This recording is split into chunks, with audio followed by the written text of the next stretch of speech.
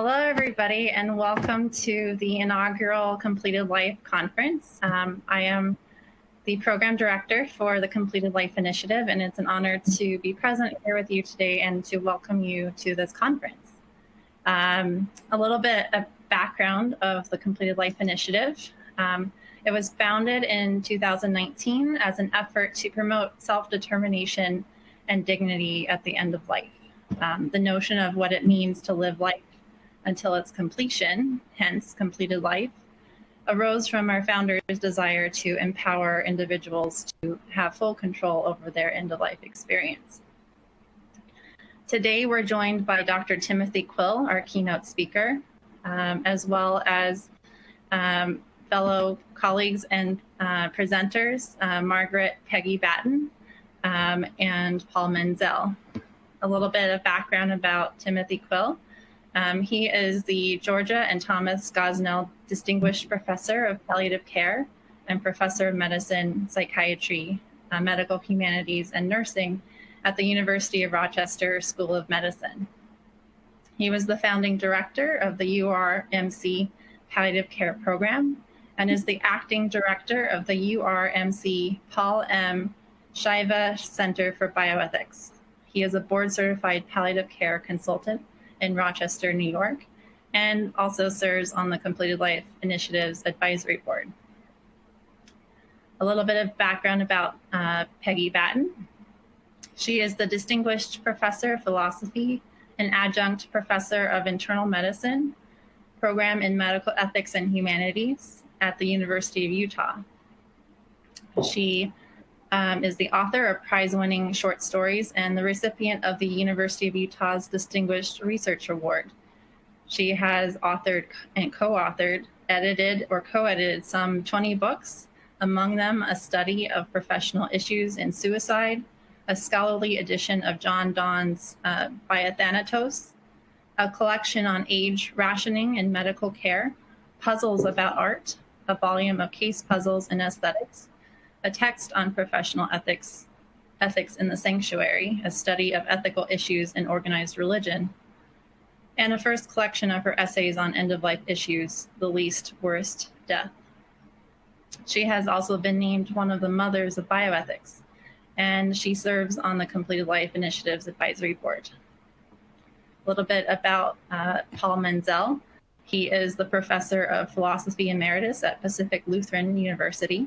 He has published widely on moral questions in health economics and health policy, including strong medicine, the ethical rationing of healthcare and prevention versus treatment.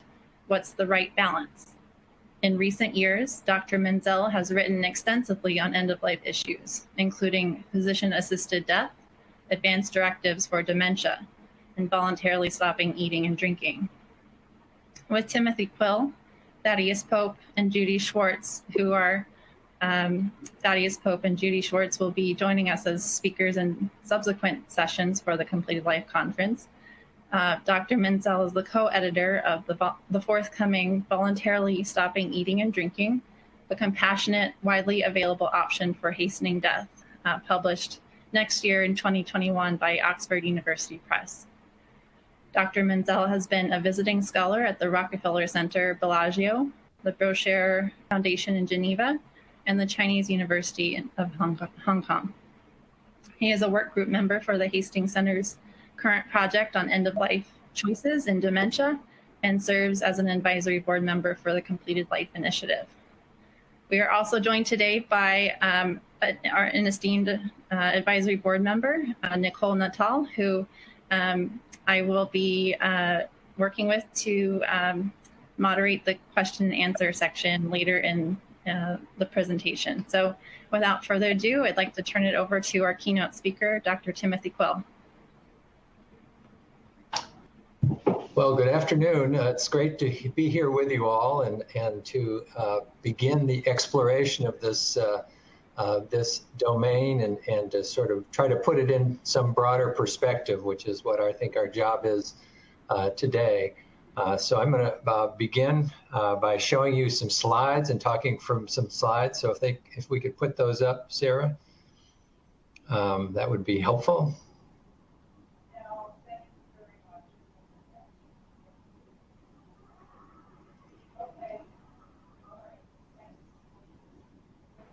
always have I'm a sorry, bit of a thought here. I'm sorry, Tim. Christy, I don't see the slides. Sorry, everyone, for the delay.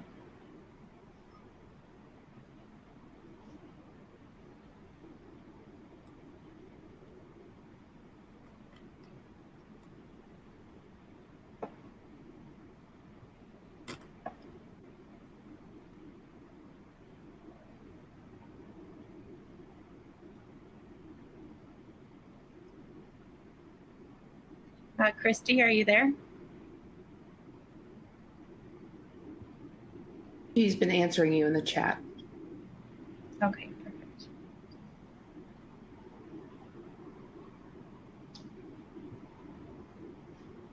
Tim, go ahead and we'll sort out the slide issue. I'm so sorry for the technical glitch, but please go ahead. Okay. So anyway, I start out by showing some photographs of people who are alive and functioning into their 90s. And when we use medicine's powers to keep people alive and functioning into their 90s, we are doing a wonderful thing. People are living longer. Women are living probably to their early 90s, men on average to their mid 80s. And the hope was that people would live healthy longer. They would perhaps die a little bit more quickly and die peacefully at the end of that process. It's called the compression of morbidity theory. But in point of fact, what's happened is that people are living healthy a little bit longer. They're living sick a lot longer. And at the end of sick, they often have to make some very challenging decisions. So there have been really wonderful programs that have evolved out of this process. Palliative care is one of those programs which really says at the same time as you develop an illness, that you're getting some or a lot of disease-directed therapy, you can begin to get palliative therapy. Palliative therapy meaning treatment that's going to try to relieve pain and shortness of breath. And if we're really going to talk about all kinds of symptoms, it might also be weakness, debility. It may also be cognitive impairment.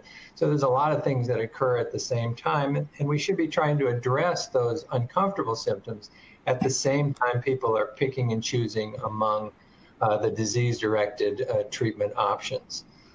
So as that illness progresses, you get palliative care and acute care at the same time. And eventually you may make a decision that treating the disease no longer makes any sense, at which time there is the opportunity to shift to hospice care. Now, hospice care would be a subgroup of palliative care, and that is really when treatment is totally devoted to palliation. So we're trying to relieve symptoms, make the most of the time that one has left. You provide a lot of support for patients and families, and you do the work of, if you want to, of preparing for your death. So hospice care goes on, and it works very well. It has a very, even though the transition to going on to hospice is very difficult, it's a very big jump kind of to let go of all that medical treatment. Once you make that transition, the acceptance of hospice is quite strong, and it works to help most people die quite peacefully. And now some people will never go to hospice because they haven't had access to good medical care. So again, if you haven't had access to good medical care in your past life, you're not going to want hospice. You're going to want more medical care. You're going to want to make up for lost time. And so such folks, as they get sicker, are often going to be spending more time in hospitals. They're going to be trying to get very aggressive care, and they're going to probably not want to shift toward end-of-life care. And we should support such people. These are choices that people make. Even though there may be significant suffering associated with treatment that gets tougher and tougher to work in terms of really actually prolonging life. So there is a group, those folks will not want hospice. There's also some group that would say, well, you know, hospice sounds okay, but I'd sort of like to skip the last part of this whole process. You know, I think I think this is more than I want to go through. I want to go through the living part of it, but the dying part, I don't know. Maybe that's not for me. So they may want to have a conversation about how to do this. How does one do that? Can one do it? Is it permitted to do it? And if we were going to skip that process, what kind of things would we have to do that? And that's what this conference is partly to think about. Is that a permissible thing to do? Now, there have been some people who have stretched the envelope around these kinds of questions. There was one of the first places in a really public way it got raised as a question was in a very short piece in, I think it was JAMA, called "It's Over, Debbie," and this was a piece written by a doctor who had a patient who was dying, and it wasn't completely clear what he was saying or she was saying because it was an anonymous piece. The doctor could have been a he or she, but sounds like when she was suffering, the patient was suffering because it was Debbie, he may have given a lot of medicine and his intention may have been to hasten death. And this at the time really created an uproar. Is it permitted for doctors to hasten death in any way, even at the request of a dying patient? And that led to a lot of discussion around doctors must not kill, they must heal. But it didn't give any guidance as to how really one should address such questions when they arise. Then there have been other public figures who have addressed these kinds of issues. Dr. Kevorkian was probably the most infamous of this. Again, this was in the 1980s and 90s. And he said, well, if patients are asking for this and doctors aren't going to help people die, I will, is what he said. And he did. He developed all kinds of innovative ways, suicide machines. It was the language he used. And he assisted a huge number of people who were potentially dying and suffering to achieve a wish-for death.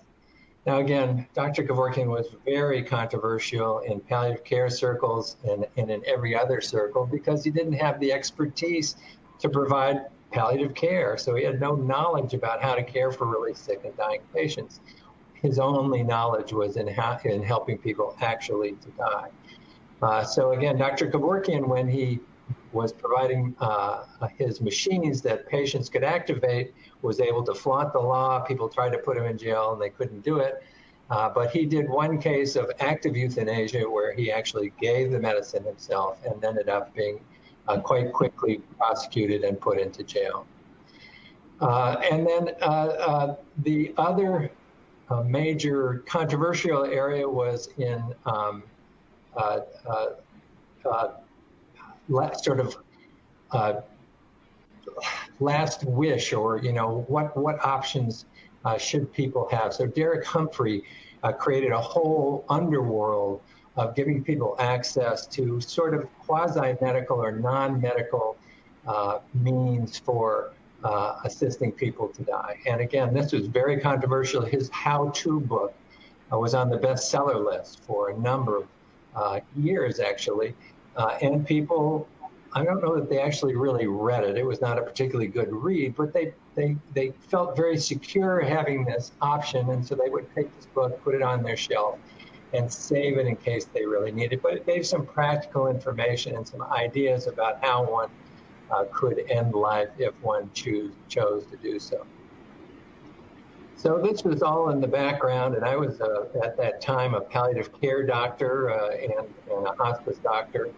And I confronted a lot of people who had were thinking about these things. If you have an open mind and open ears, patients who are facing serious illness want to talk to you about what are my options, doc, if things don't go well. And I one of the patients that I encountered, his name was Diane, and she had a kind of acute leukemia that had a small chance of being cured, but only if she went through aggressive chemotherapy, bone marrow transplantation, and then severe, strong radiation treatment. So there would be a small chance of long-term survival.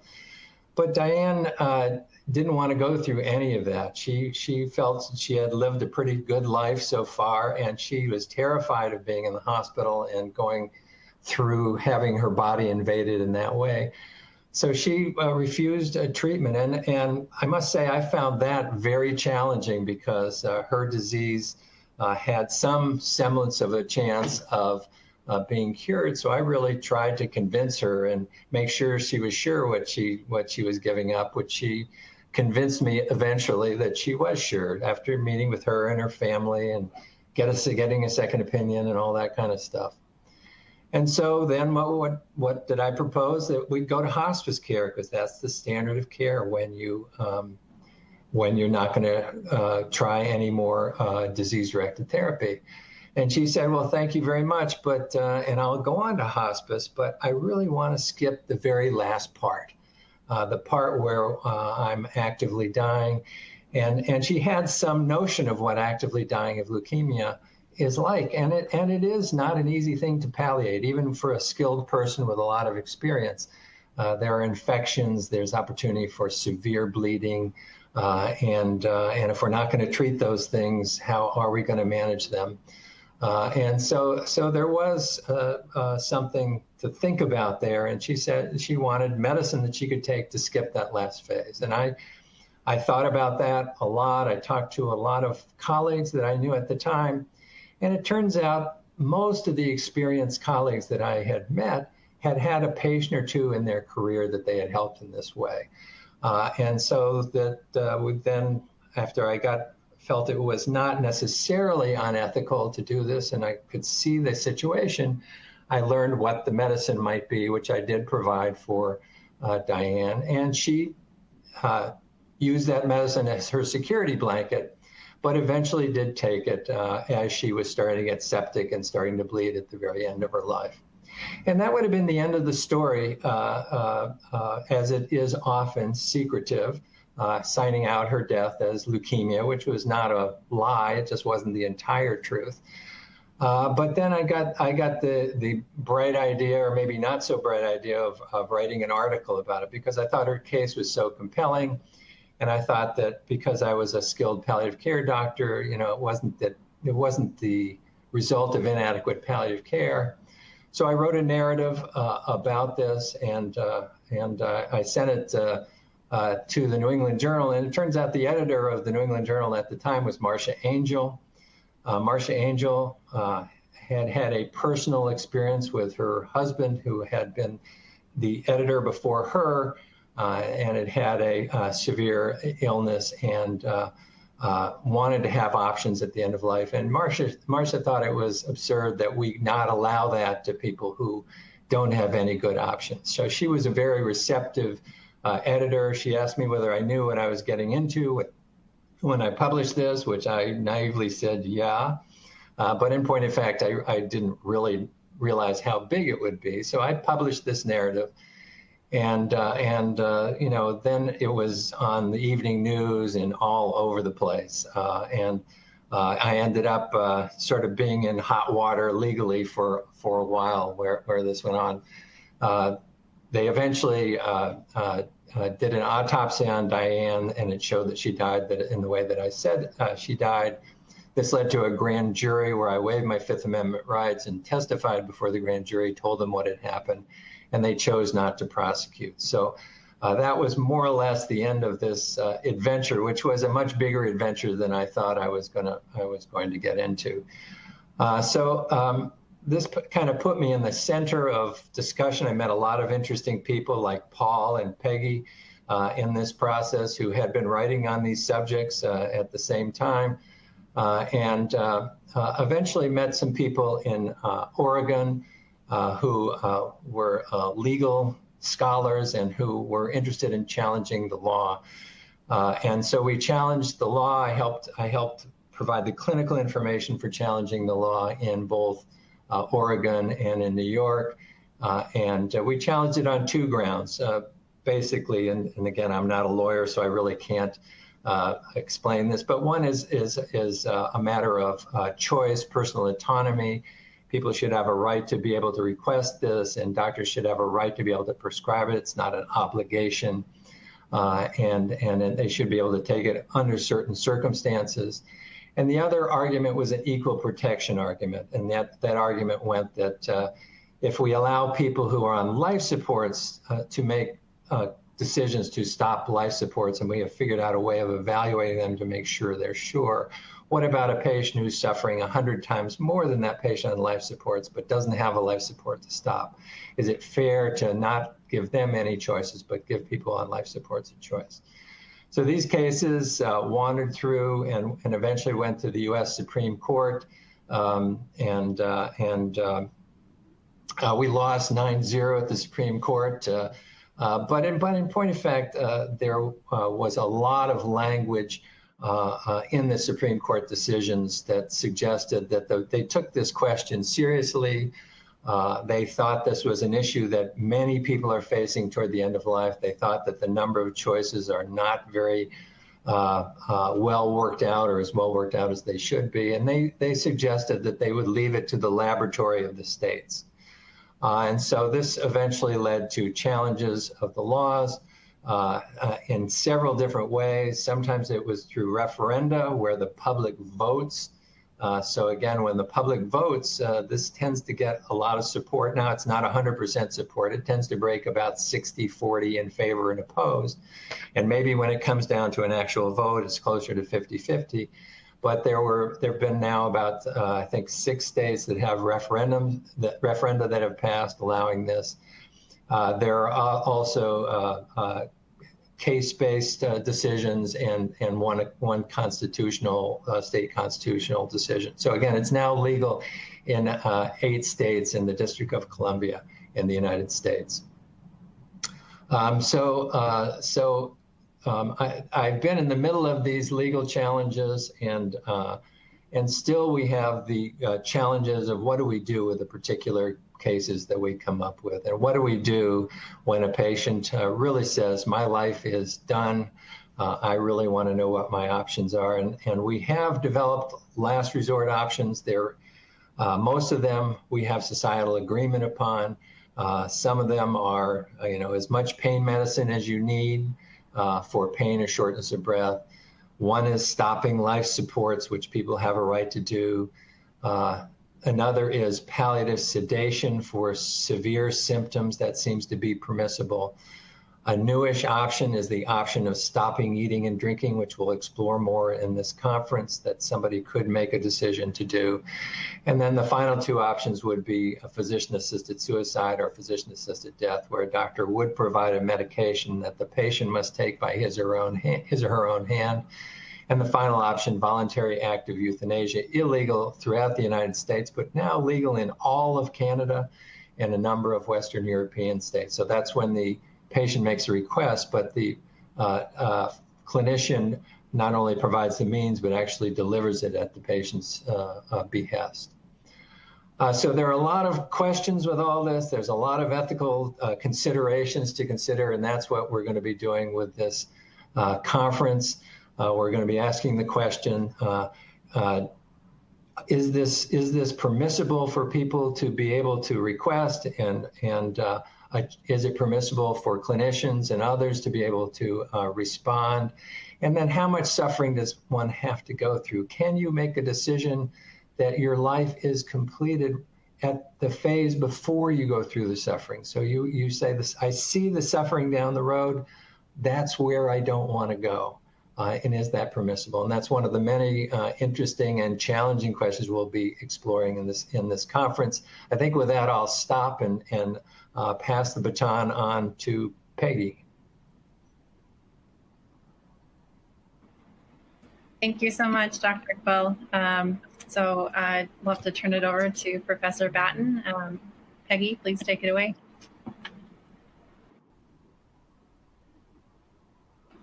Peggy, you're on mute.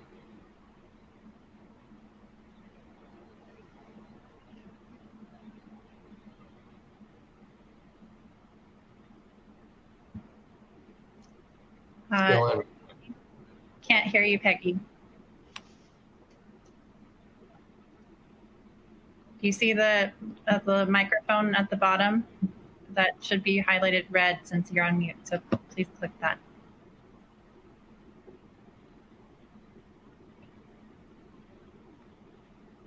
Still can't hear you, Peggy.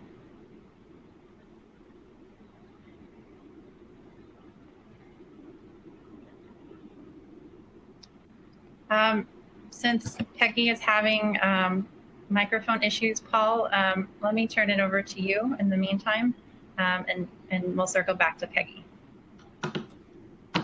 I'm going to click on slides and see what comes up. I can scroll through, but I don't know whether you see. Can you see these slides? No.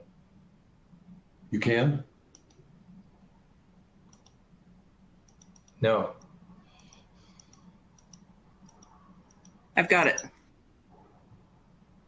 I've got it now. Can you hear me now? Go back. I'm so sorry, everybody, for the little delay. This is we're using a very sophisticated program here, and it is there are lots of options. But let me take off from where Tim just left off. He was talking about thinking about the phase before suffering begins at the end of life. That's where I'd like to pick up the baton here and consider this in a more abstract, maybe philosophic way by thinking about an ideal case. Now, by ideal, I don't mean that we should aim for this or to urge that we promote such things, but only to sort of open our minds to an issue that isn't, I think, adequately considered, but is relevant to this entire conference and project. So the completed life, an ideal case. Now, of course, there's a sense in which all lives are completed. Everyone dies. And there's another sense in which lives are completed. This is what Dr. Quill has just been talking about. Not only deaths outside of a medical context, but medically managed dying. We've talked about all these things, and we'll be continuing to talk about them. But I want to think about a rather different sort of case. Now, there was supposed to be a map today. I'd like to take you back to an island off the coast of Greece it's called Kea today, and here's what it looks like today. But I'd like to jump back about 2,000 years to the period between 14 and 37 AD or CE, to the reign of the Roman Emperor Tiberius, and introduce to you Sextus Pompeius, who was consul, and he was later proconsul of all of Asia under Tiberius. Here are his minions. These are present-day reenactors, but this is what they would have looked like as they traveled around the areas of the Mediterranean and further, which the Romans then controlled. And with this company, there was a certain Valerius Maximus, right? We know almost nothing about him except that he flourished during the period in which Tiberius was emperor. He was a poor man, he was of poor origins, but he had certain literary talents, and he belonged to the same group that Ovid, the poet, belonged. And he also wrote a treatise called Memorable Doings and Sayings. And it's from this treatise, this account of his observations of things that this story is taken. So this is Valerius's account of what he saw on the island of Kea when he was there. For it so happened, I'm going to read this carefully. It's just one fairly good paragraph, but please pay careful attention to the details because these are what are relevant to our story. So Valerius reports, it so happened that on that occasion, here he is in Kea, that a lady of the highest rank there, but in extreme old age, after explaining to her fellow citizens why she ought to depart from life, determined to put an end to herself by poison. This would have been the hemlock. And here, this is not necessarily of her, but these are Roman matrons, and here is an older lady. And she set much store, this older lady, by having her death gain celebrity by the presence of Pompeius. Nor could that gentleman, remember he's the consul and hence the superior presence in this region, nor could that gentleman reject her plea, excellently endowed as he was with the virtue of good nature, as with all other noble qualities.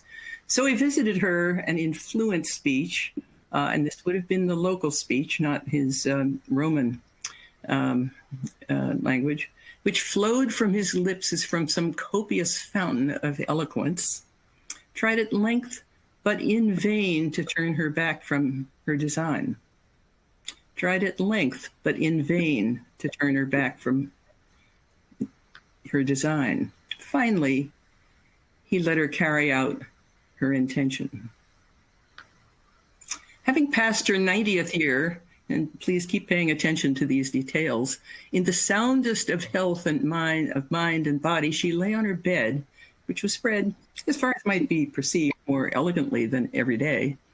And resting on her elbow, as the Romans would have, she spoke, "Sextus Pompeius, may the gods whom I am leaving, rather than those to whom I am going, repay you because, two things, you have not disdained to urge me to live, nor yet to be the witness of my death. And as for me, and here is the central claim, I have always seen fortune's smiling face.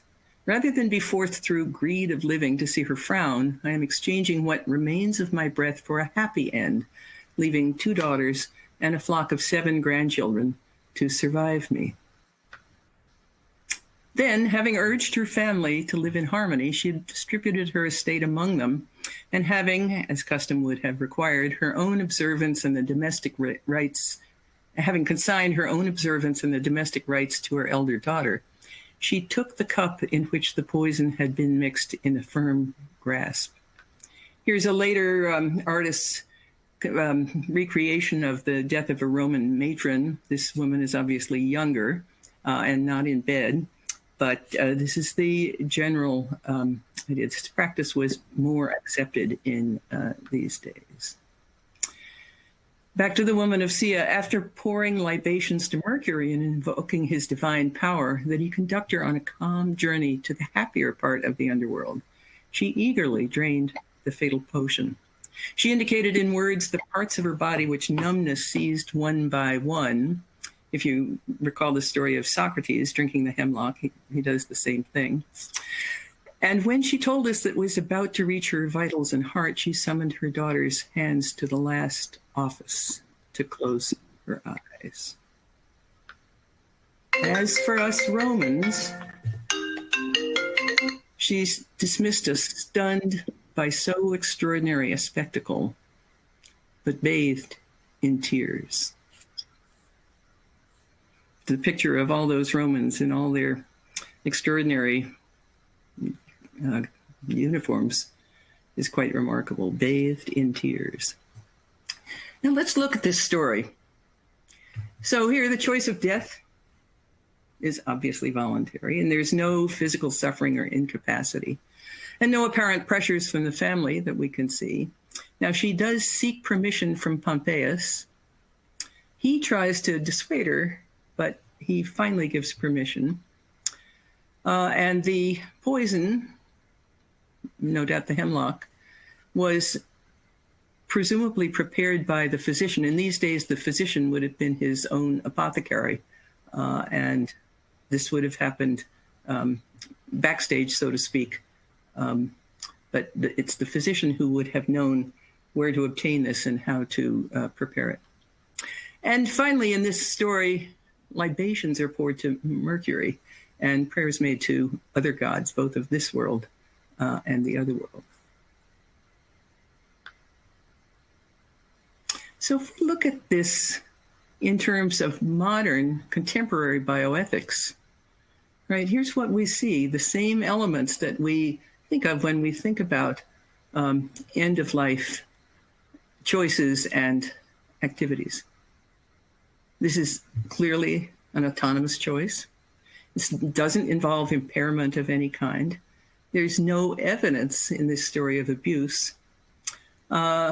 This lady seeks legal approval, and of course, Pompeius is the law here, so she finally does gain this. I think it's fair to say that what Pompeius does as he tries to dissuade her is to conduct what we'd call a psych exam.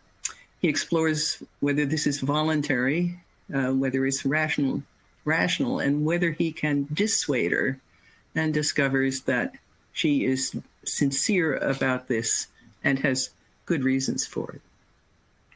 There's what we would now recognize as physician assistance. The doctor in the background somewhere is the one who provides access to the drug, and it's understood as religiously acceptable. This is an extraordinary story, this account from 2,000 years ago. And what it tells us is that what it portrays for us is that there are two possible motives for seeking to die. Right? You might choose death as a matter of surcease, of relief from sufferings, or as preemptive. Mm-hmm. That is preemptive in the sense of avoiding what might come as one goes down that final downhill slope. All of the things that Tim was talking about earlier. So we can ask, as we come to a close here and looking at this vignette, would preemptive choices of death ever be socially acceptable? I think we're much clearer as a society that surcease choices, relief from current suffering, are quite understandable, but these we're less clear about. So back to Valerius Maximus. On the way to Sia, he and with him, or in the company of Pompeius, they had stopped at what's now present-day Marseille, inhabited by the Massilians, and he reports this. A poison, compounded of hemlock, is under public guard in that community, which is given to one who has shown reasons are essential, to the 600, that's their Senate, why death is desirable for him. The inquiry, that is the exploration of the reasons and the processing of the request, is conducted with firmness tempered by benevolence, not suffering the subject to leave life rashly, but providing a swift means of death to one who rationally desires a way out. So all of the talk that we've engaged in about rational suicide or rational choices of earlier death are in play here. And here is this essential theme about the two reasons. Thus, persons encountering an excess of bad fortune, and things will get worse, or good fortune, for either might afford reason for ending life, the one lest it continue, the bad fortune, the other, the good fortune, lest it fail, to find a finish to it in an approved departure. So there we have it. This is this ideal that we haven't succeeded in exploring. I've always seen fortune's smiling face. Rather than be forced through greed of living to see her frown, I'm exchanging what remains of my breath for a happy end. I think it's fair to say that as a community considering end-of-life issues, we have certainly focused on those situations in which fortune's frowning face is what faces us. But this preemptive strategy is something I think not really recognized in any of our legal or cultural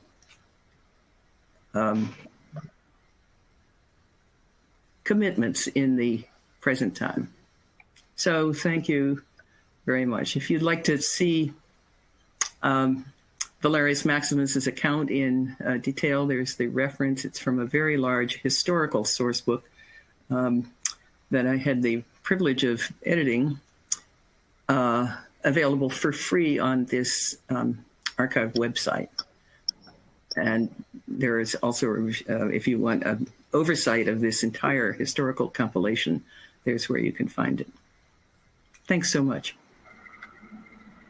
Wonderful. Thank you so much, Peggy. I would love to turn it over to Paul now. So Paul, please unmute and get started. I hope you can hear me. Yes. Good. I will treat, let me go to next here. This is the summary of what I'm going to say. Then I'll say these things, and then I'll wrap up at the end with a post-presentation summary. First of all, I think the completed life harbors a very positive message, not just the challenge of facing the very sad and often tragic events of death. It is also a bigger tent than people often will quickly, at first at least, think it harbors.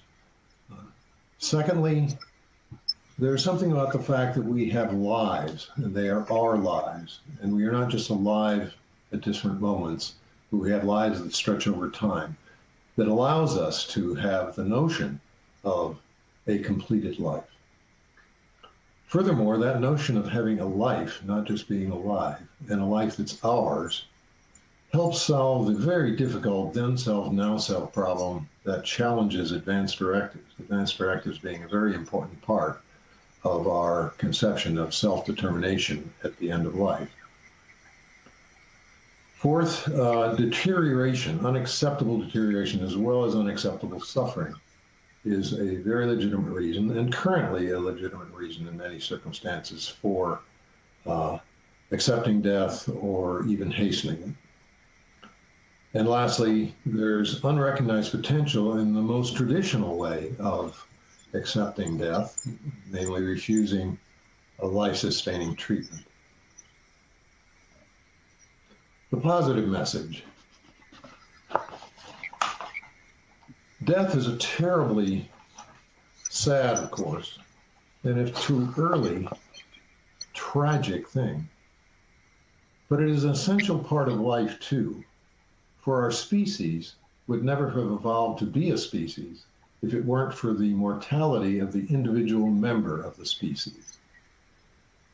In a sense, philosophically, standing back from this, one can say it is only honest to recognize that death, and ultimately accept it, as part of the lives we celebrate.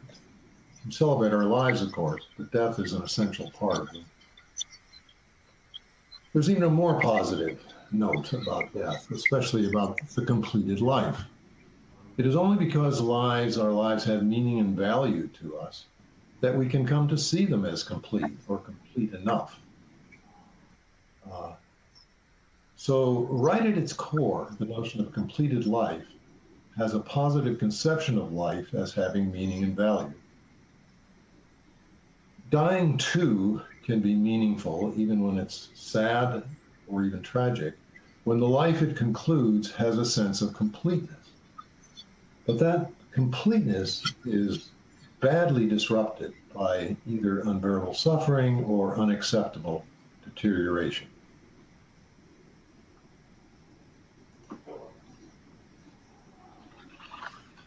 The big tent, I would summarize by saying that completing a life can be accomplished not just by hastening death, but by accepting death. There are some who oppose measures that intentionally hasten death, and they may be at odds with Completed Life Initiative's mission of expanding patient self-determination at the end of life. but they may have their own strong sense of completing life by accepting death. My favorite example of this, at least as a writer, is John Paris, Catholic professor of moral theology. And I've given the citation at the bottom of the screen.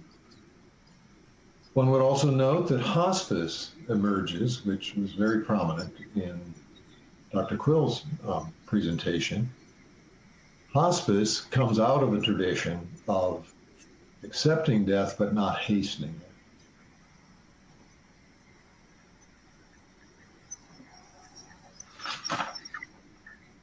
Back to the notion of having a life, not just being alive. Inherent in the notion of a completed life is that people are not just alive at various moments, they have lives that extend over time and are thus capable of being completed.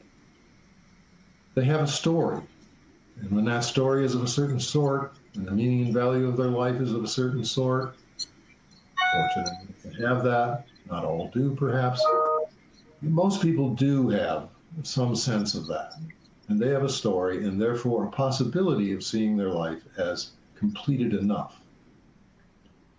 Another manifestation of the notion that people have lives and are not just alive is that people write advance directives for their future life when they cannot decide and maybe even be totally unconscious. For that life too is still their life. Understanding that persons have lives and are not just alive helps to overcome the acute then self versus now self objection to advance directives. Advance directives are a compelling manifestation of self-determination, but they are also problematic, and primarily because of this problem. The person who wrote the advance directive, the then self, back then, may have radically changed. Not always, but usually quite a bit, and really changed if they are in severe dementia, for example, or other chronic illnesses can be similar. They don't remember writing the advance directive. They don't care about their autonomy anymore, and they don't find diminished life unbearable. They're past the stage, if we're talking about severe progressive dementia, they're past the stage where their dementia caused them for distress and frustration. So what gives the previous then self, who wrote the directive, authority over the now self, who is not suffering? Critics say, scrap autonomy, focus on best interest of the patient as she is now. For her sake, the current patient, who's not suffering, keep her alive no matter what her directive said.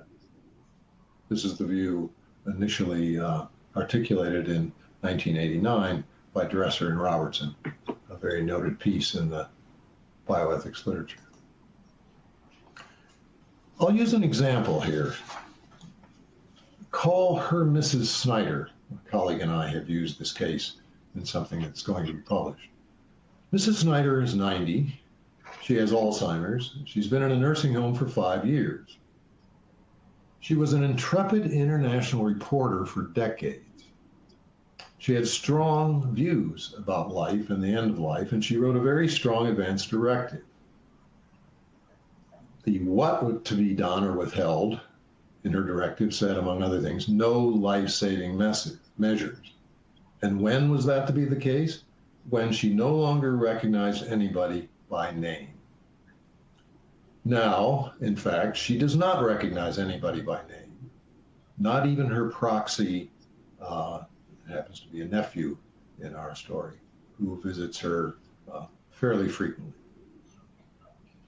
She also does not even recognize herself in videos about her intrepid international reporting. But she is not in physical pain.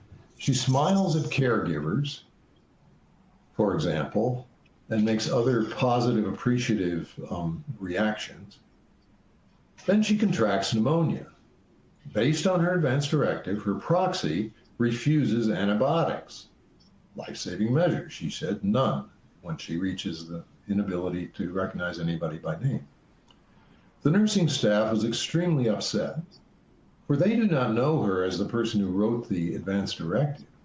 They know her only as the person who now seems content, even happy, and whose life they are making better every day.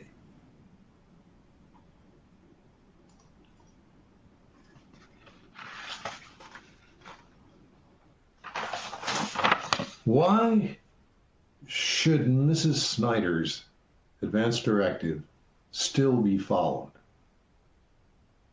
To focus only on the experienced interest of the current patient treats a person the same as we would treat a patient if she had never been competent. This is a point made very tellingly by Nancy Roden 30 years ago. But the person, even now, is not a never competent person. She is the person who was competent, had strong convictions, and wrote an advance directive, and it's her life still now. To treat such a person the same as if she had never been competent is simply unacceptable. It does not respect her as a person. It does not respect her life. The notion of having a life, not just being alive moment to moment, makes this argument possible. And you need some argument to counter the then self, now self problem in advance directives if you're going to regard advance directives as having real normative force.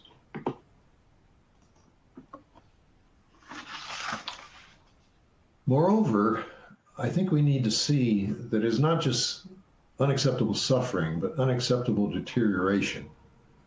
Some will still say in a case like Mrs. Snyder, but she's not suffering. But Mrs. Snyder's case illustrates that unacceptable suffering is not the only condition in which people want not to prolong their lives. Unacceptable deterioration, mental or physical, described in her advance directive, may also be. Certainly, unacceptable deterioration can be grounds for accepting death, refusing life-sustaining treatment, or other somewhat more active measures, like stopping eating and drinking, when the patient is still capable of making decisions. By advance directive, then, why should that not be continued also? In respecting the patient's wishes, one reason, unacceptable deterioration, is as legitimate for not prolonging life as the other reason, unacceptable suffering. And this distinction becomes particularly important in implementing an advance directive when the triggering condition has been met, stated in the advance directive, but the person is not currently suffering.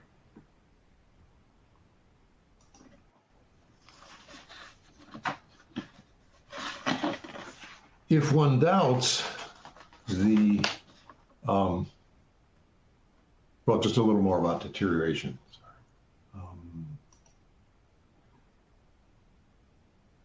Why is it wrong to, if someone is not suffering, why is it wrong to reject the directive and extend their life for several years? Because it's still their life, spoken to by their advance directive. If you did not follow the directive, their life would not be what they had chosen it to be. They thought their life would be worse if it extended into years with that condition, even though that condition does not involve suffering at the time. Now, if one doubts this, one possibility is to just, if you've experienced it, is to, oh, a slide got omitted here, sorry.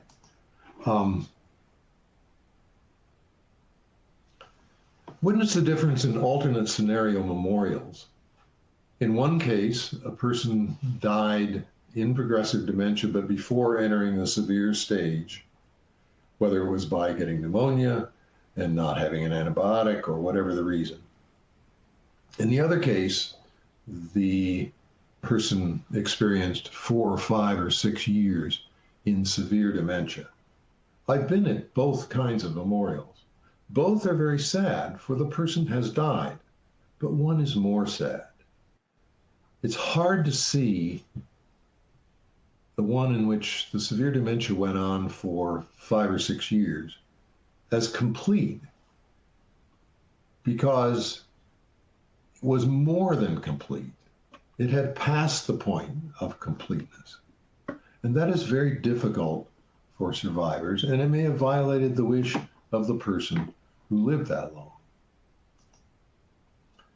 If one doubts that severe deterioration like this can last this long, one can point to numerous examples. One of the most famous in the legal literature is Margaret Bentley. This picture is from 2013, a year or so before her court cases in 2014 and 2015. It's a famous case in British Columbia. I won't go into the details here, except to note that she was 7 years in severe dementia from 2009 until her death in 2016. It's been written about considerably by a number of people. Finally, refusing life-sustaining treatment. The most traditional means of accepting death and not prolonging life is to refuse life-sustaining treatment. Legally, it's backed up by the notion of bodily integrity. You cannot force me to have medical treatment if I don't consent to it. If I knowingly and knowledgeably and with decision-making capacity refuse it, or through an advance directive, refuse it when I did know what I was writing about in the advance directive, then I may in fact choose not to prolong my life and effectively do so. Refusing life-sustaining treatment is ethically and legally permissible for capacitated persons and for those who have lost capacity if they do it by a clear advance directive involving both what is to be done or refused and when it is to be refused. No life-saving condition may arise, however, at the appropriate time, so there's a limited use of refusing life-saving treatment in order to obtain death and not prolong life. However, there are windows of opportunity to complete our lives by refusing life-sustaining treatment that can be noticed and seized. For example, antibiotics for pneumonia. Now, suppose Mrs. Snyder, who didn't know that she was going to get an get pneumonia at a time when she had lost all recognition and ability to recognize people by name, had sensed that she was approaching that point, or her proxy sensed that she was approaching that point. If pneumonia comes along, they have a right, her proxy, or she herself, if she has capacity, to refuse an antibiotic for that. That would be seizing a window of opportunity before the ideal time, to be sure, but one doesn't know whether the opportunity is going to come at the ideal time. And so one may do it. It's rather preemptively, but I'd rather view it as seizing a window of opportunity to accept death. And such windows can be written right, or the use of such windows can be written right into advance directives. To summarize, the completed life relies on meaning and value within life. That's a very important positive part of its conception. It includes accepting death, not just hastening it, and therefore is a bigger tent than people sometimes realize. It focuses on what it is to have a life, not just being alive, and this focus underlies the power of advance directives and provides a response to the then self, now self objection to enforcing it, implementing an advance directive. The essential notion of having a life and what's an acceptable life covers unacceptable deterioration, not just suffering. So unacceptable deterioration too becomes a legitimate reason for accepting death and even hastening death. Refusal of life-saving treatment harbors more potential than is usually thought for ending a life that's complete enough. Thank you very much. Thank you so much, Paul. That was wonderful. So now I would like to ask our presenters some questions that you all have been submitting via text chat. Thank you all so much for sending those in. And I'll start with the first that was sent in. So this question is all of our presenters. Sharon Beckus, she asks, how does COVID-19 impact these decisions? Perhaps a better understanding of what we can expect for treatment in the hospital as it relates to suffering and or post-traumatic stress disorder. So what are your thoughts on that?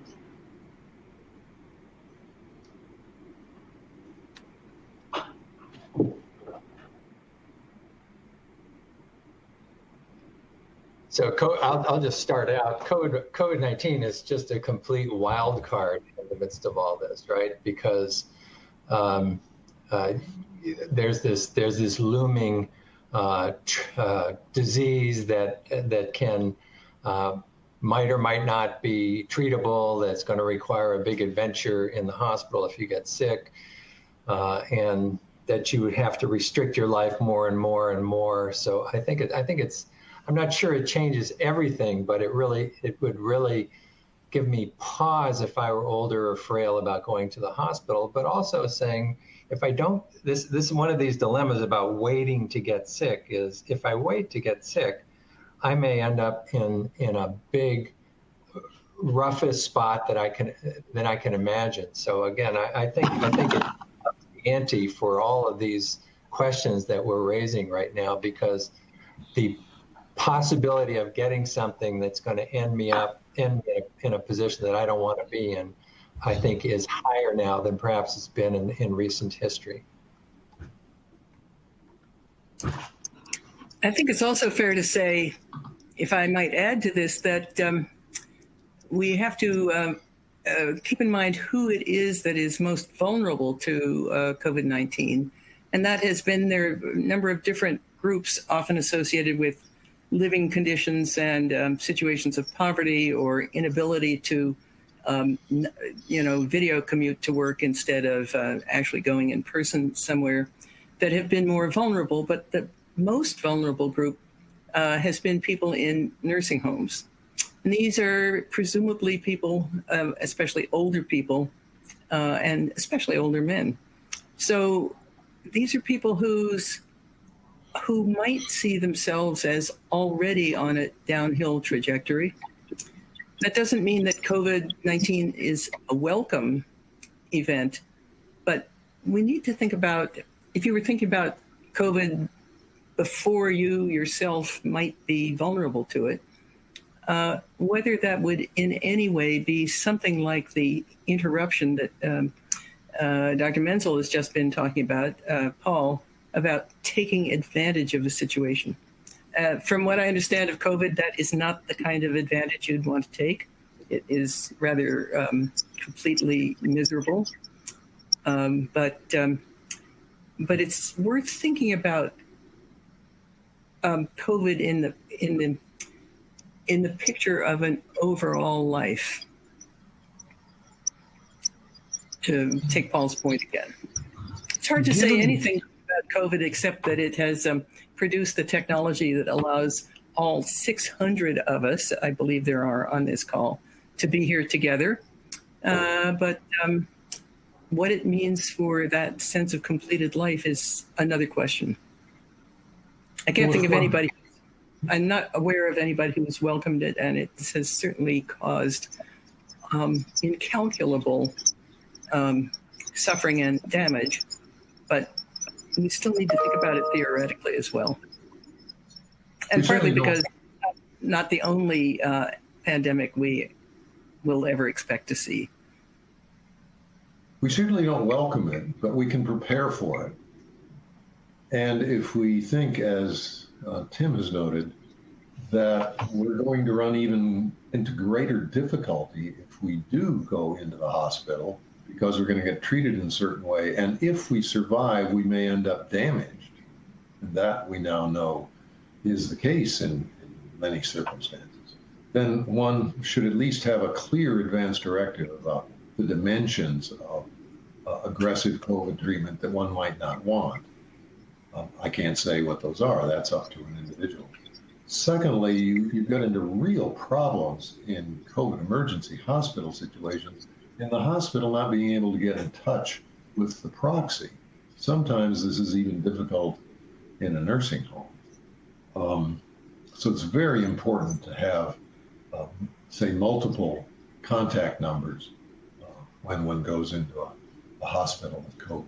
And if one is already in a nursing home the same way, it's also very difficult without face-to-face patient discussion to draft and write an advanced directive that's well understood by the family. And there are real barriers to this for people in nursing homes. So do it before COVID comes along is one lesson, but of course COVID is now along. And some nursing homes, I know of one in particular, that have allowed a great deal of communication with people to work out what should be done if COVID comes into their lives. And we just need to be on task about that. Thank you, everyone, for your responses. Another question has come in from David Hoffman, who, side note, he is a member of our advisory board at Completed Life. David asks, how shall we judge the capacity of people who chose to forego treatment known to be effective as a means to an end when the patient's prognosis is not certain?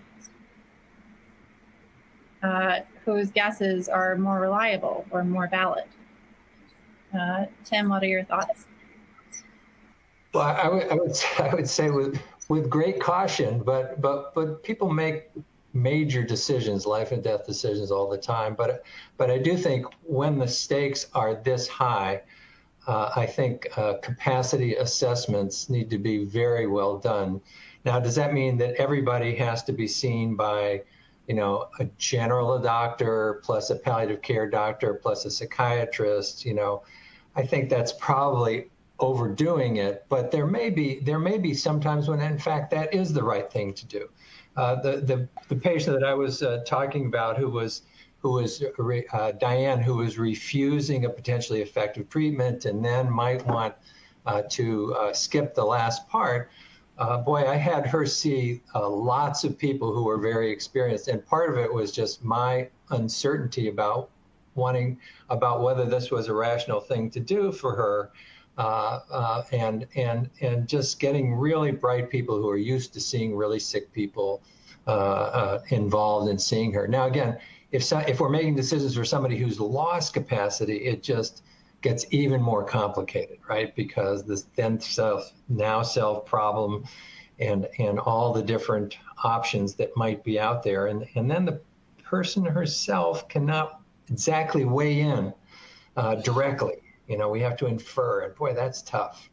And as you get into these more controversial options, I think it's probably too tough. Maybe not. Thank you, Tim. Peggy and Paul, your thoughts?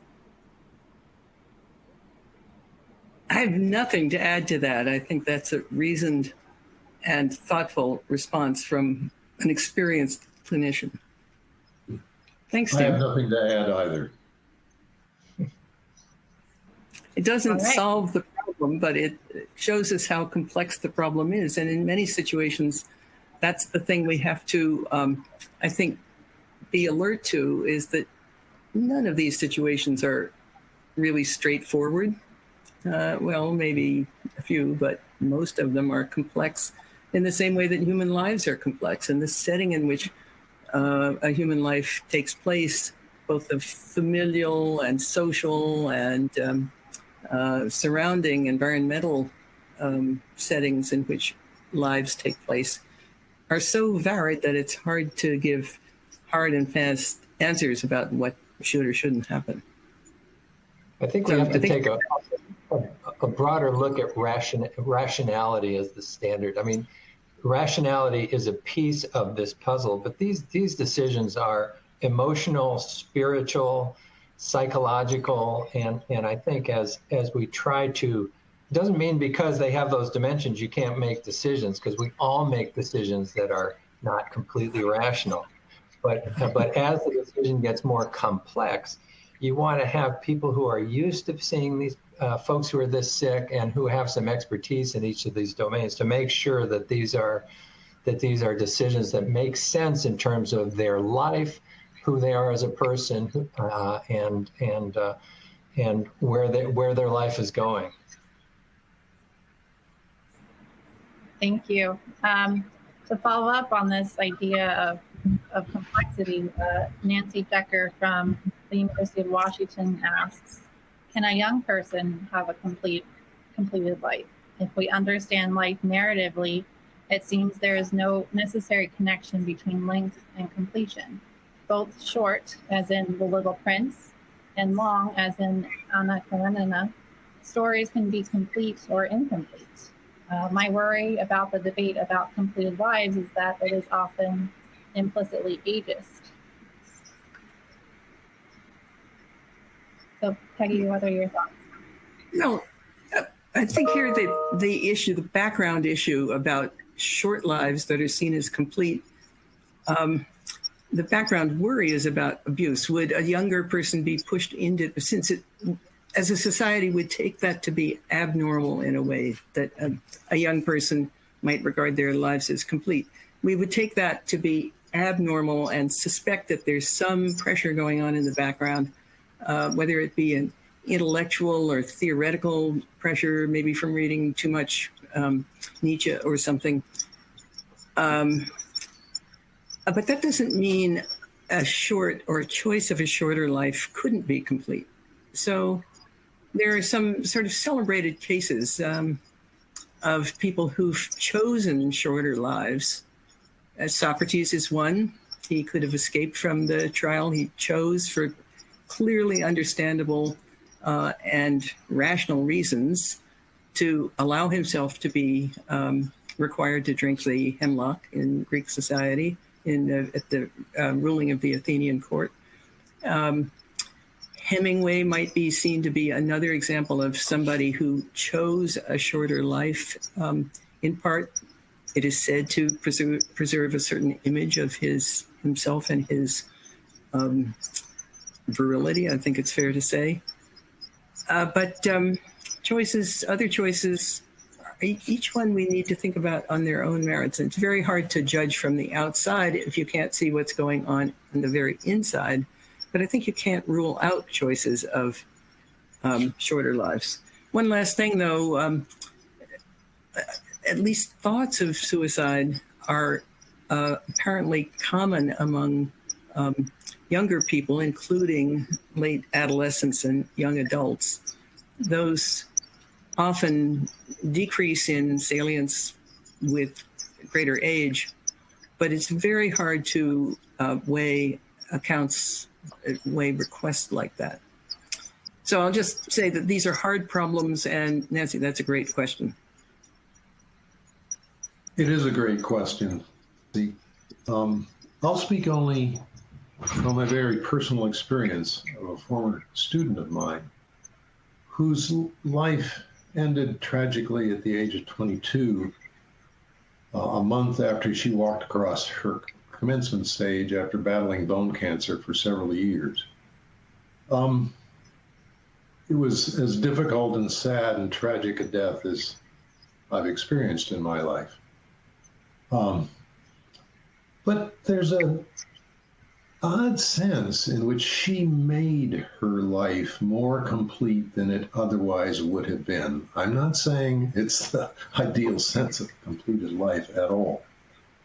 But she said, after very intense discussions with me, her family, her boyfriend, that she would no longer pursue life-saving treatment for her cancer. After 4 months of being in, it wasn't officially hospice, but it was effectively hospice care, her big goal became to graduate. She actually completed the necessary courses that semester in bed.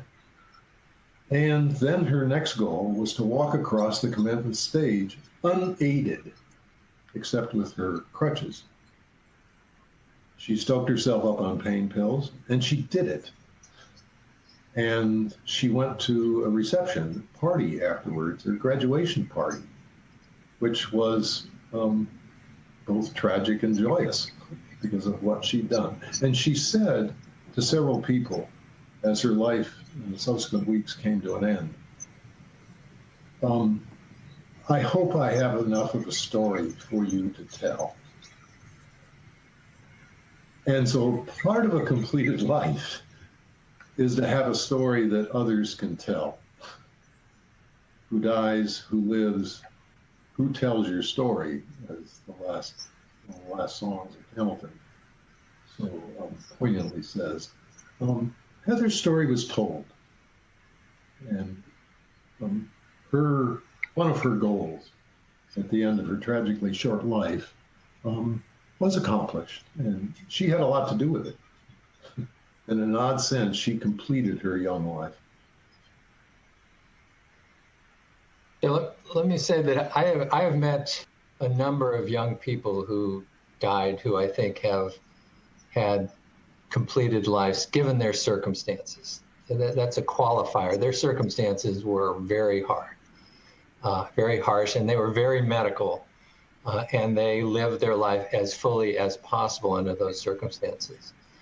But there are other circumstances that I've met people because they seek me out because I've talked about these kinds of things. So one person that comes to mind was a 30-year-old person with severe depression who was making an argument that his life was completed and that he wanted to die now. He wanted my help to do that. That's sort of zoomed outside of my envelope pretty quickly. Now, does that mean that I treat depression as not a is depression a biological illness, so that maybe I should treat it the same way that I treat, advanced cancer that's not treatable?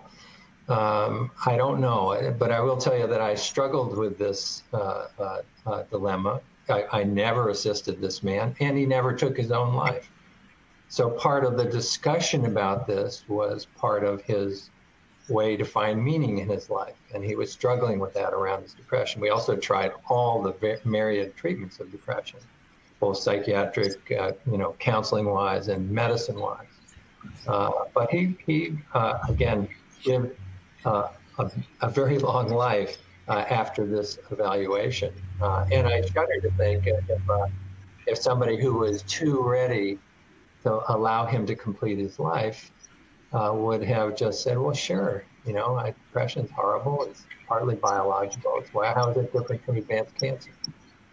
So I think all of these things, this is a big decision when people make it. And you have to make some discrimination about how much evaluation is enough, how much of it is too little. You can't have too much evaluation for sure, because you can make the mountain so high that a person could never climb it. Thank you. Janet Simpson from Suffolk, SUNY Suffolk asks, do you think that there is a point at which a patient's autonomous right to choose to not prolong one's life must balance with an obligation on that same person to not force caregivers, such as nurses, doctors, etc., to move into emotional suffering of their own caused by having to care for the patient and watch their decline and death occur?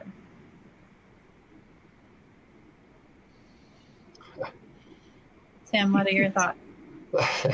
This is a huge practical problem for people as they get sicker, right? Because they often do require, particularly if they don't have a big extended family, even if they do, the caregiving gets to be a lot.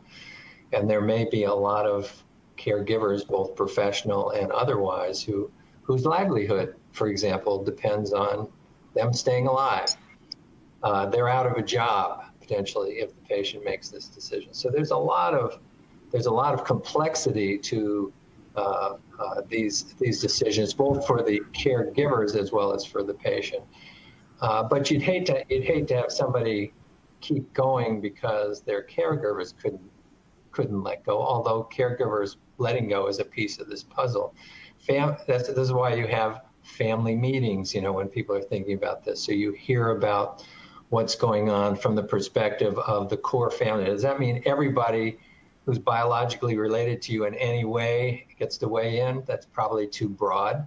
But the core people in your family need to weigh in. And if there are core caregivers who are professional, clearly their voice needs to be heard, even though it can't overrule the patient's voice. So these decisions get quite complex, I think. And before you're going to really stop treatment, you need to have a full understanding that this is really the patient driving this. It's being driven out of things that are understandable given who they are, their circumstances, and their biography. And that's a very complex evaluation, and it should be complex. And before you're going to act, there should be a pretty good consensus this is the right thing to do. And real communication at the time, too. Caregiver distress, if we want to call it that, including the caregiver moral distress. Caregivers may feel it's just wrong not to keep the person alive in a situation where the proxy, legitimately according to a directive, says not to, or the person themselves, being competent, says not to. Exploration of that should be part of the larger picture of the trauma that people go through. A few people have argued that taking account of caregivers, family members, for example, caregivers, professional caregivers too, moral distress in following one's own directive, the ideal directive one wants to write, should cause one to modify the directive so to make their distress less. I'm not sure, I would not argue for that, although I would argue for trying for extensive conversation to try to ameliorate the distress. And maybe some marginal accommodation. Maybe the advance directive gets implemented a little later, after enough discussion for caregivers to come to appreciate the person. In the case of Mrs. Snyder, the caregivers just didn't understand the intrepid international reporter with very strong views about end of life who had written the directive. Maybe over a period of time they can come to understand that with some more extensive conversations. But it's a very difficult problem.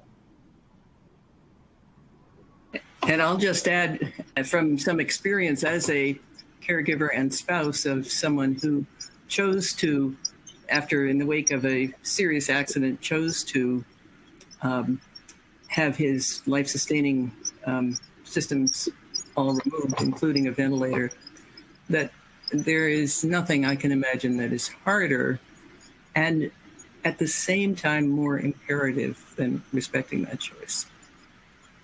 So it's not to say there's an easy answer to this, and it is something that I think would be hard in nearly any circumstance, but almost impossible to weigh those two things. Thank you all. So there are an awful lot of interesting questions in the questions and answer here. There are hundreds of people, and the questions are amazing. So, very much. Are you picking them out, Sarah, or what are we doing? Yes, they're all coming in, and I'm trying to get through as many as we have time for. We'll go right up until 2 o'clock today Eastern. So thank you all for your incredible questions, and I will keep reading them for as long as we have time. So a follow-up to what Tim, Peggy, and Paul just spoke about is a question from Dan Daly.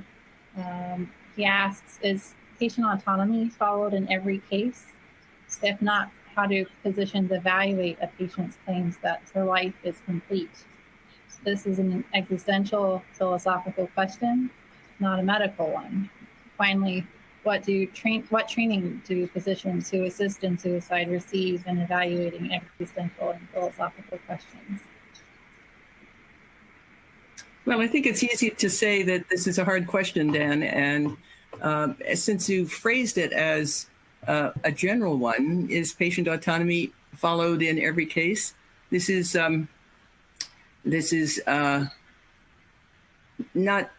both a practical question. If you're asking it as an empirical question, what's the case? The answer is no. That's easy.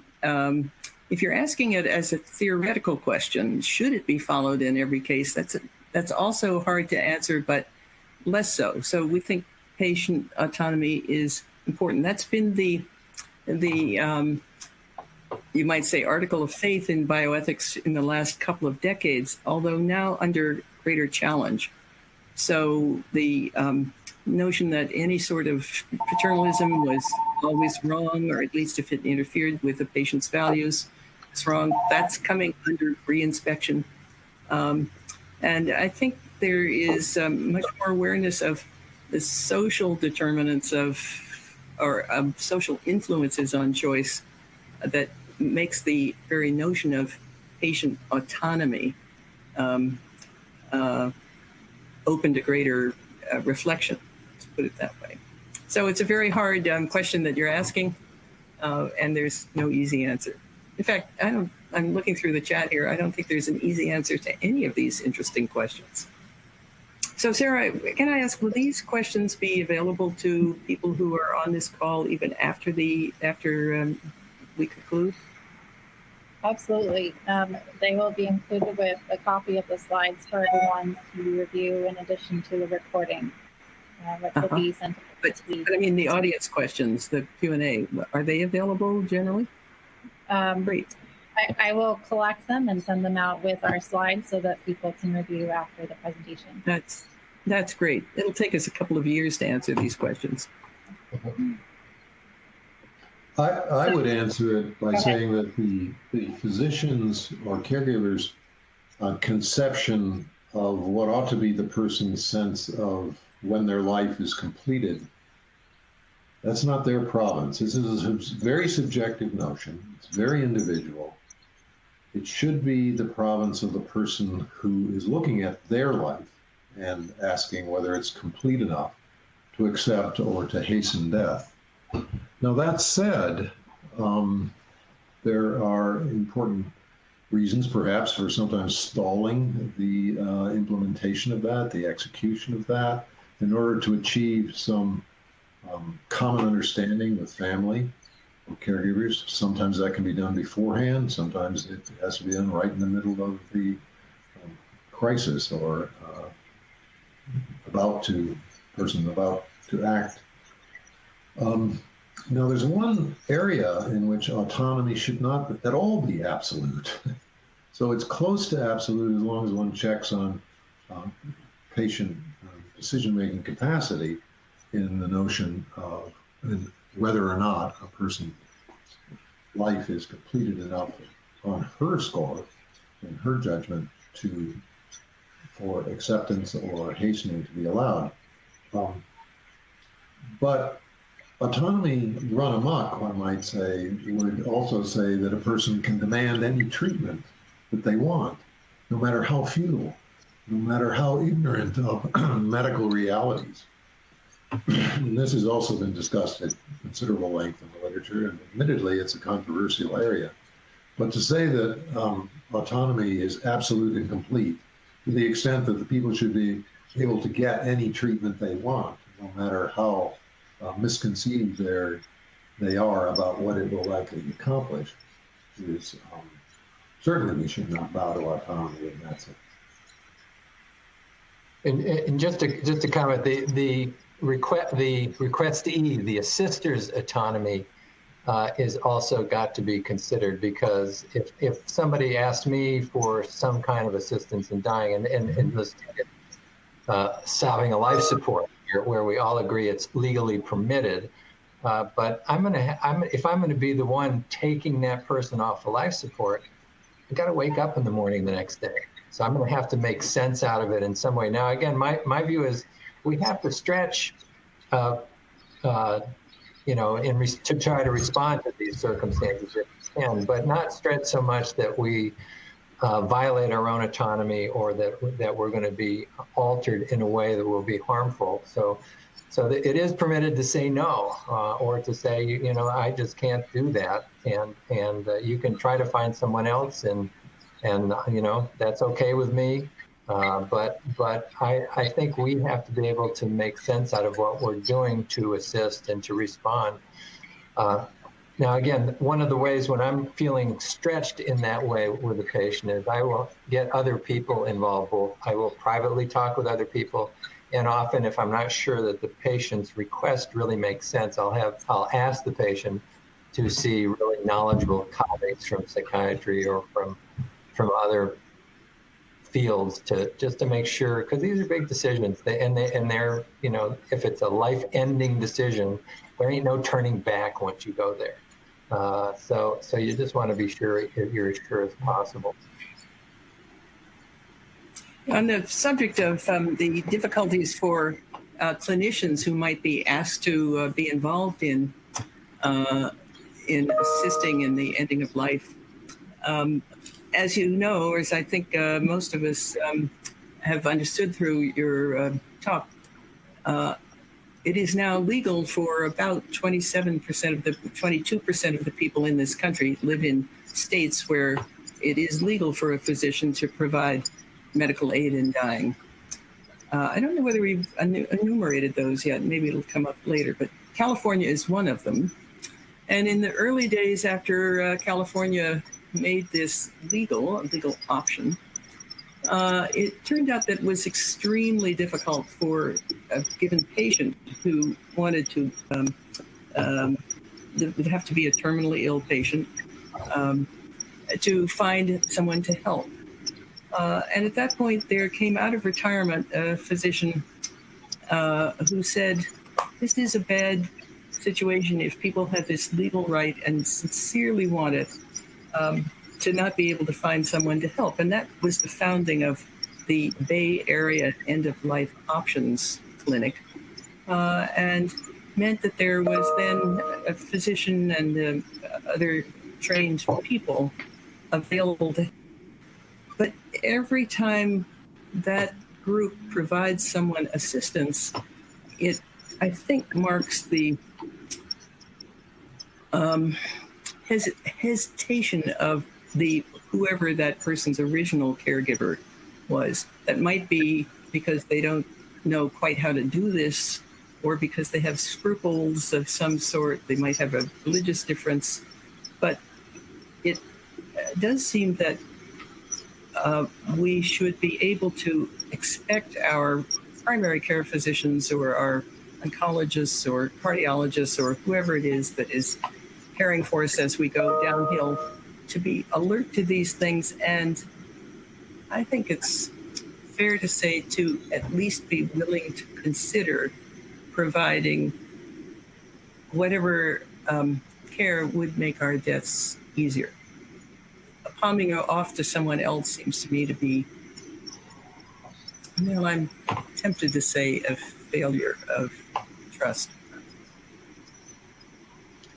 So let me just comment really quickly, though. I do think saying no if you can't live with yourself, providing that kind of assistance, is permitted and should be done. But I would also challenge the person saying no is to say, okay, what other options can you provide? Because there are a whole range of potentially, you know, death hastening options that a person might be able to live with, and they might not be able to live with others. So some people might be able to provide sedation or support somebody stopping eating and drinking, even though they might not be willing to provide medication to take as an overdose. So it's useful to have us all think about what are the ways we could respond, as well as those that we cannot respond. And we have to think also about the limitations of the society we live in, where this is a practice that has been regarded with some anxiety, you might say, with some suspicion by much of the public, as contrasted with some other societies where for the physician and one's own personal physician to provide aid in dying at the end is taken for granted. That doesn't mean the doc has to do it, and certainly doesn't mean the doc has to or should do it if the circumstances don't seem to be appropriate ones.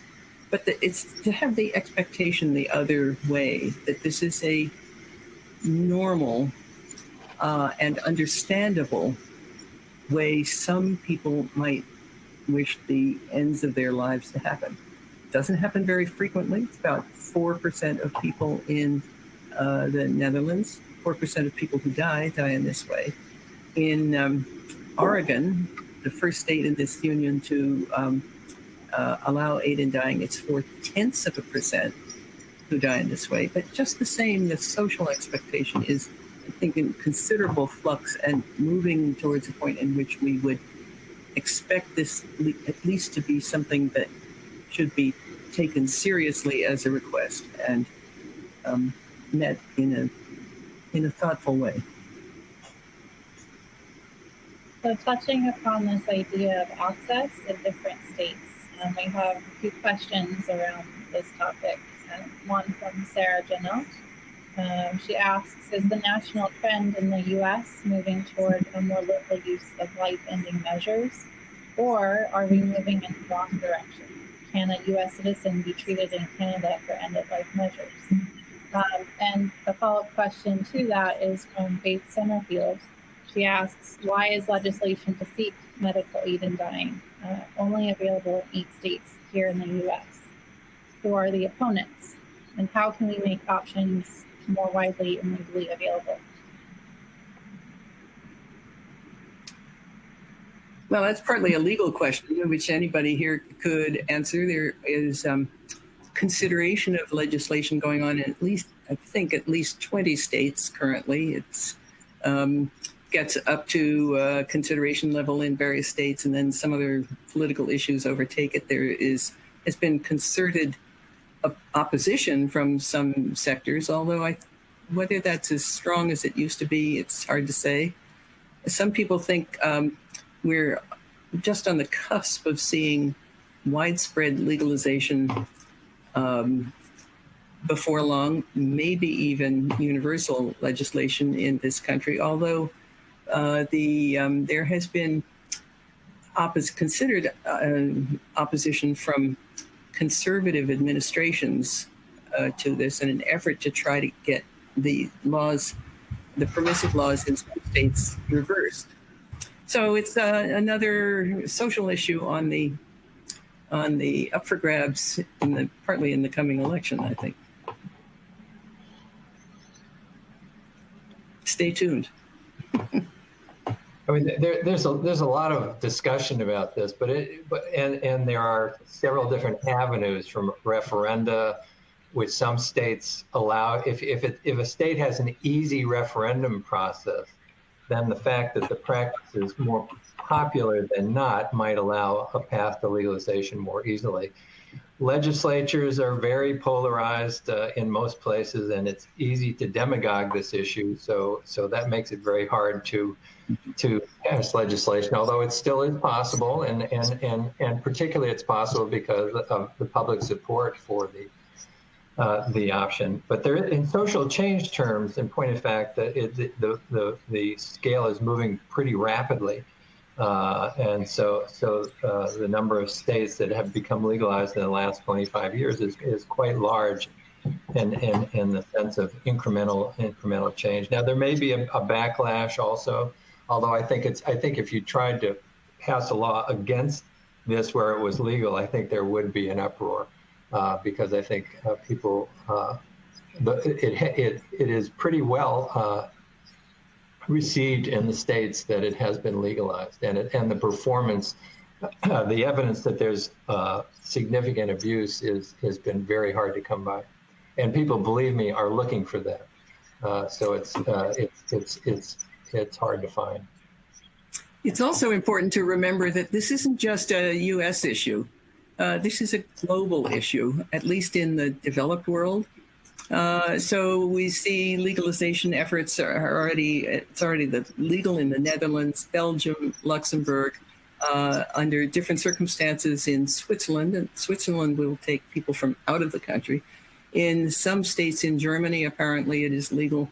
Also, Colombia permits this, and all of Canada. And I think I probably left some place. Oh, Australia, the state of Victoria, is also legal, and lots more political activity in many European countries. And you might ask, why the developed world? Because it's the developed world with the elaborate and sophisticated healthcare societies that makes it possible for lives to be extended at the end. I'm thinking of cancer and also chronic heart failure. Those are the two big causes of death in the developed world. And both of those can involve extremely extended terminal downhill slopes. That's the thing that motivates people to think, well, wait a minute, do I really want to go through all of that? And is it the case that I will always have control over suffering and so on? So it's the developed world which is facing this question, and there's lots of activity everywhere. Yeah, it is fascinating in the world of cancer, for example. And again, these are issues for the haves, right? But the people who have access to healthcare, the people who have resources, will seek out all kinds of nth degree treatments at all kinds of places. And by the way, they also want access to options for ending life if they're suffering that bad. And they'll be probably able to seek it out because they can go places and know people and get into the underground practice. So there is a fairness issue around this that is the way we've got it set up right now. It's not as readily available to people who aren't as resource laden. Thank you both. And I should also mention that in subsequent sessions for this conference, specifically session 4 looks at the current legislation and policy initiatives on medical aid in dying in the U.S. and offers a comparative lens looking at other countries, specifically Canada, Australia, and the Netherlands. And session 6 looks more deeply and broadly into the topic of voluntarily stopping eating and drinking and the legislative and policy implications for CSED.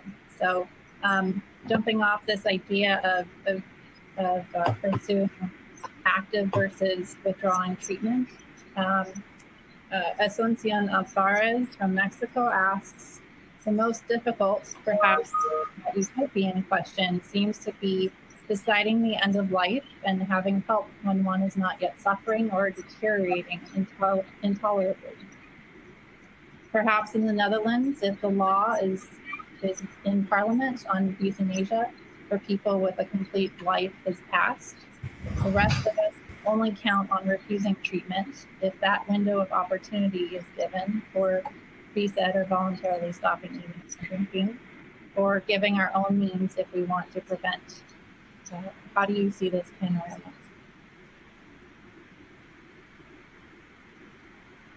Well, I think we just addressed this a little bit, and it's very hard to predict the future. There are some earlier questions too about inequities, about the difference between having social advantages and having contacts. As Tim was just saying, if you are well enough placed, you can find your ways and make the contacts you need.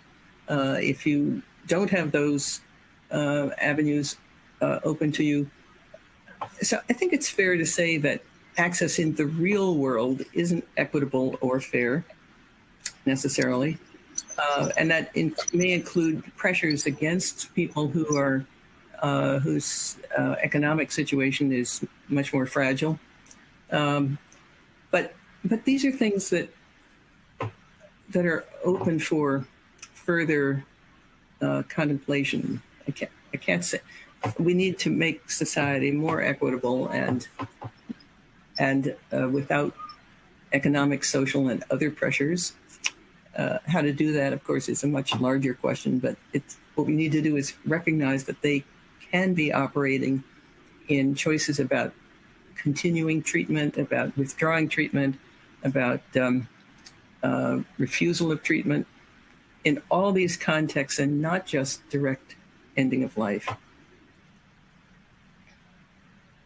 We can expand the real opportunities, and Peggy speaks particularly to, and Tim, to the need to see this as real opportunities, not just opportunities on legal paper. Advanced directives, for example, are often ignored. It is not just a matter of writing an advance directive, it's a matter of discussing it with one's physician, hopefully the physician that will be there when the crisis comes. That's just important groundwork. It's often ignored. I know any number of people who write advance directives and never talk with their physicians about them. That only potentially creates trouble, or they don't talk with their siblings about it, etc. Yeah, that's the best guarantee. Voluntarily stopping eating and drinking.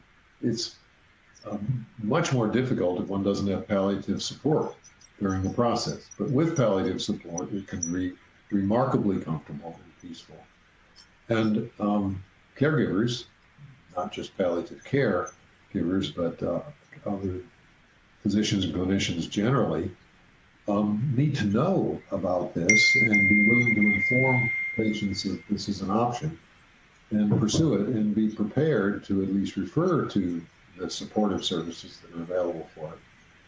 And of course, in some communities, similar to medical aid and dying, there may not be people willing to support it, but that can definitely improve in the future. And that's a matter of working hard in the clinical world to get it understood. I think the advance directive part of this is very tough, right? I mean, I personally live in fear of losing capacity because bad things can happen to you even if you have an ironclad advance directive, which I think I do. But a lot of the options that we're talking about that are on the table are suddenly off the table when you lose capacity. So certainly voluntary active euthanasia or assisted suicide, assisted dying, off the table, right? Because you can't make that decision yourself. Voluntarily stopping eating and drinking, off the table, because it's not going to make any sense when you're really thirsty to not give somebody something wet, and they're going to drink it if you give it to them. So again, those things. So a lot of the options that exist go off the table when you lose capacity, and that does up the ante for at least if you're fearful about those things. Certainly, it doesn't mean you shouldn't do an advance directive. I have an advance directive. And I have a proxy who knows me and knows my values. But still, if I lose capacity, I have a lot of worries about that. And I'm well connected, and I know how to do these things. That's why the issue of preemptive versus surcease is so important. And as far as I can see, although I'm also not a lawyer, I don't see much support in any of the legislation in any of these countries that really clearly supports preemptive choices, right? The laws in the European countries generally require intolerable or unbearable suffering. The laws in this country all require terminal illness. The laws in Canada, although they're under change, have required both, or at least foreseeable death as well as suffering. And none of that really supports a choice in the absence of suffering or terminality. Now, about videotaping, there's somebody here, Althea Halchuk, who suggests, what do you think about videotaping of advance directives so healthcare providers and family can see and hear the person's wishes rather than just reading them? Would that make any difference to the degree of respect one's advance directive is offered? Seems to me the answer would be yes, but as you say, Tim, it's hard. If you have lost control, it's hard to ensure that anybody watches it or even cares about it.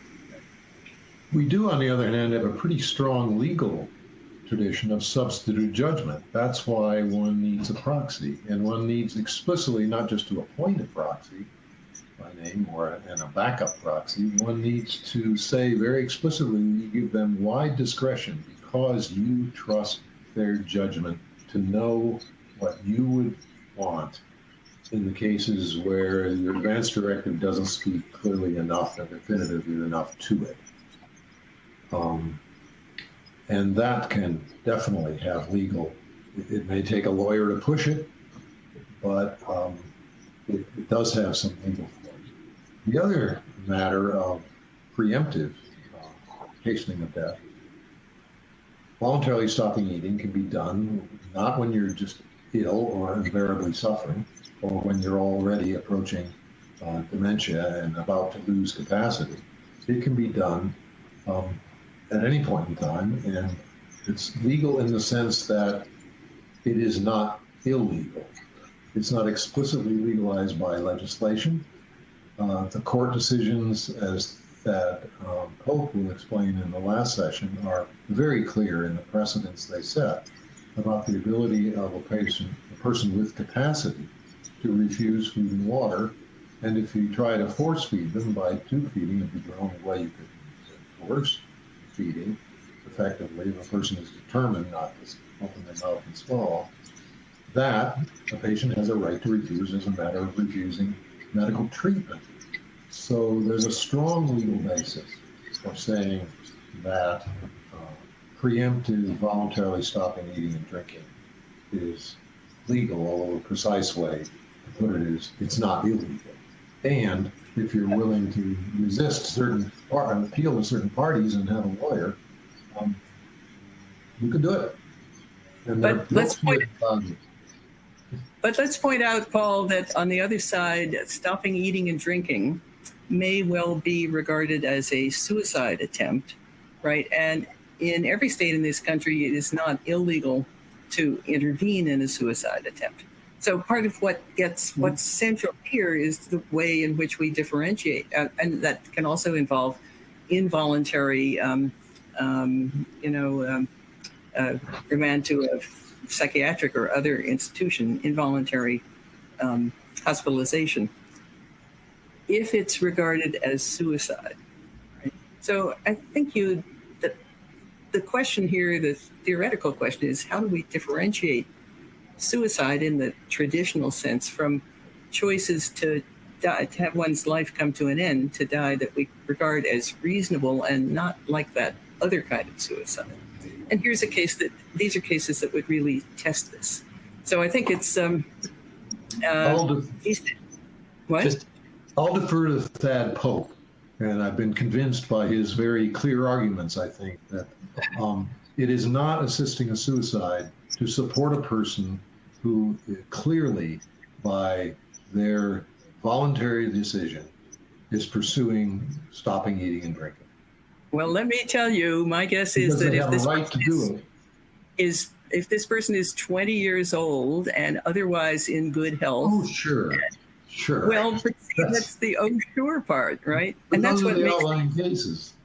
Those are inlying cases, right?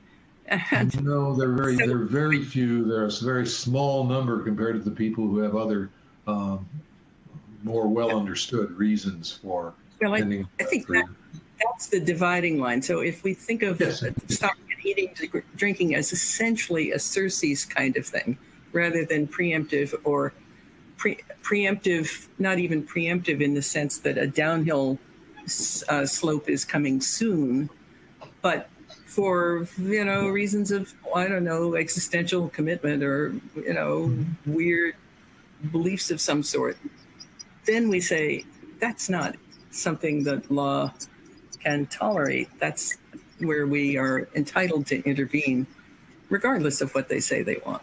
So we're not finished with this story yet, and I think maybe we'll be discussing it in the next 5 sessions of this conference. Certainly in the last one. Certainly in the last session. Absolutely. And Thaddeus Pope, whom Paul referred to, is speaking about VSED specifically in session 6. So a lot of the quality content to look forward to in the upcoming sessions. We have time for one more quick question, and this ties in capacity regarding a 65-year-old man who has advanced Parkinson's disease. And his condition where he has lost a lot of weight, has trouble swallowing, and keeps having crisis reactions, sending him back and forth to the hospital. He has chosen hospice care, but isn't pleased even with that. He insists on staying at home through it all. He's interested in end-of-life alternatives, but his caregiver/spouse won't hear of it. Can he proceed without his spouse's cooperation since she has power of attorney? And this question comes from Donna Albert. So quick rapid fire responses. We only have 5 minutes or so, and then our session will be concluded, but please, her power of attorney is only effective if he's no longer competent. And from the description of this case, it doesn't claim that he's no longer competent. As long as he's competent, he can direct his own care any way he wants. So I think he should send his wife, spouse, off for a little vacation somewhere and take care of matters as he sees fit while she's gone. Sorry, I say that only slightly jokingly, but I will say that it's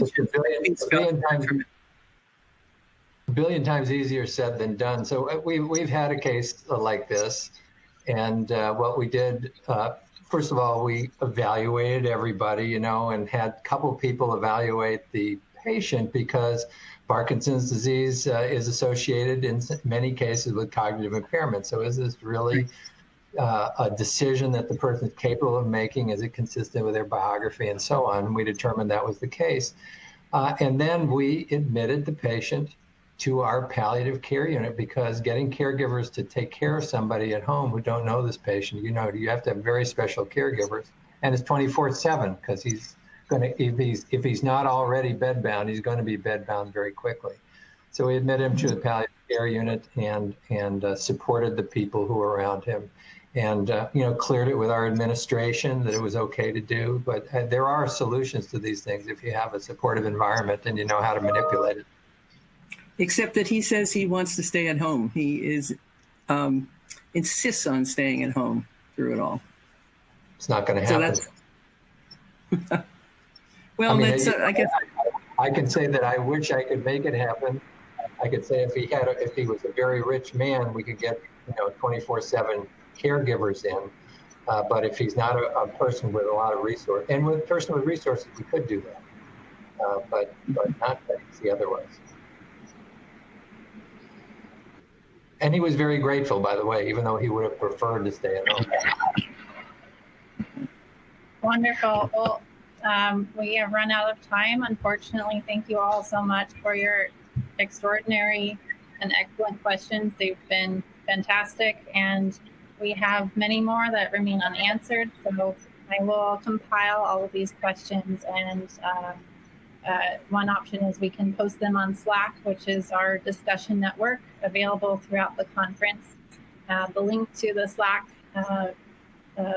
board is on our brochure, so please check that out, and we will look forward to continuing the discussion on Slack with all of your wonderful questions. And we look forward to seeing you all next week, same time, same place, for session 2 of this conference.